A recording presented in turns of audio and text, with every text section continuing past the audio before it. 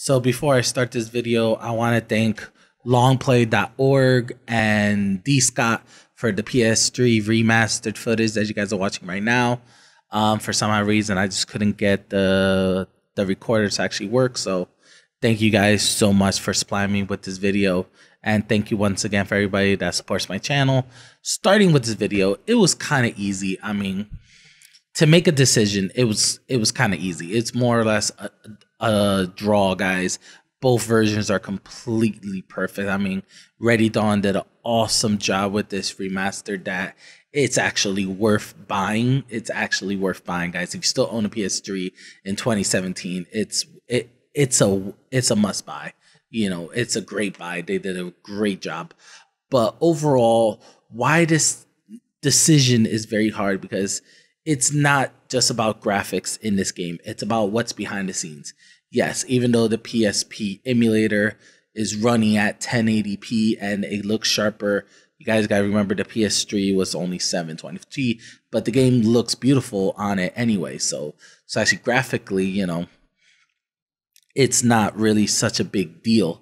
But what's a big deal was behind the scenes, and this is why I say it's a draw, because of the behind the scenes. The PS3 version was completely reworked.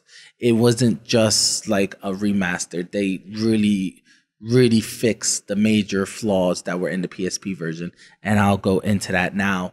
The PSP version, because of the PSP's hardware, this game was very weird frame rate wise. Even though the emulator was saying 60 FPS, really the gameplay was so jumpy. You were really getting like 90, 100, then it will drop down to 40s, it'll drop down to 30s, and it'll keep on jumping. It'll giving this weird frame rate, and that's because of the PSP's hardware limitations. Now the PS3 remastered, they completely, you know, fixed that, and it's running at a smooth 60 FPS. But on the PSP emulator, to get it to play that smooth 60 FPS, even though the emulator was saying I was getting 60 FPS, I knew I wasn't getting 60 FPS just by what I was seeing on the screen. So I had to modify the emulator heavily, not just with the graphical settings, but I had to change the PSP's emulated clock speed to like 666, double of what the actual clock speed of the original PSP is. Then I had to apply a patch on the emulator. It wasn't really a patch, it was a cheat. I had to apply that. I had to apply the cheat. And what the cheat does is it stabilizes the frame rates, and it acts like a triple buffer, so that way that it will be at a constant 60 FPS, and that it will truly be what it says on the screen. So it was a lot of trial and error just to get the game running. Ghost of Sparta was the same thing. So if you guys don't mind the actual changes to make this game run perfectly flawlessly like the PS3 remastered, then obviously, you know, rip your PSP game and play it on the emulator. But honestly, the remastered is seriously worth it. It is very worth it. The cutscenes had completely been redone.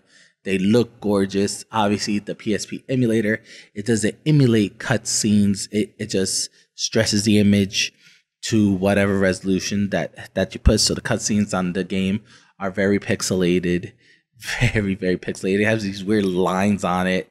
So, you know, just know the limitations of the emulator. So even though I say it's a draw, I'm leaning more towards the PS3 remastered.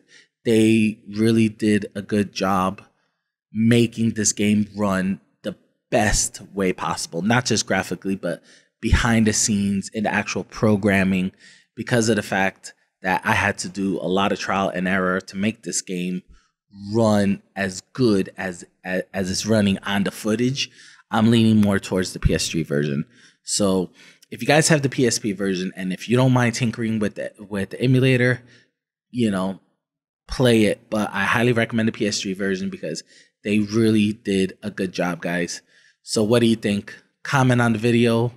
Once again, guys, like, share, subscribe. Thank you so much for whoever watches the video. And as always, have an awesome day.